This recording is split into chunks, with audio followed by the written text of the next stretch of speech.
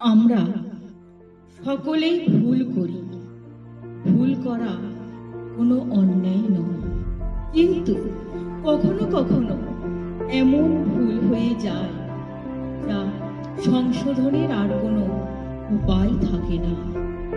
সন্তানের আশা আকাঙ্ক্ষাগুলিকে পূরণ করতে না পারার যে ব্যথা ও কষ্ট এক পিতাকে কতখানি মর্মাহত করে তোলে, আজ সেই রকম এক কবিতা শোনাব।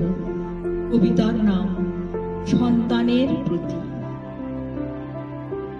মেয়েটি আমার পেল না একটু সুখ, কারণ আমি দিতে পারিনি অনেক যৌতুক।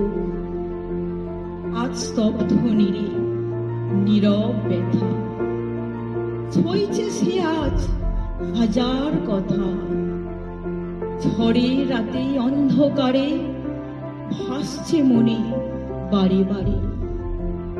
সে যখন কাছে এসে বসত, হেসে হেসে বলতো, বাবা আমি চাকরি পেলে বিশ্ব ভুবন ঘোরাবো, সকল দুঃখ ভোলাবো।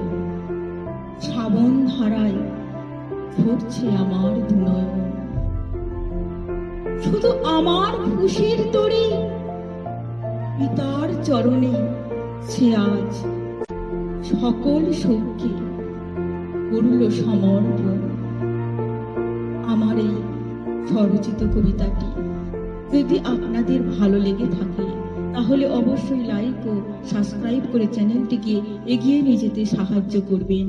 যারা ইনস্টাগ্রাম থেকে দেখছেন তারা অবশ্যই ফলো করবেন।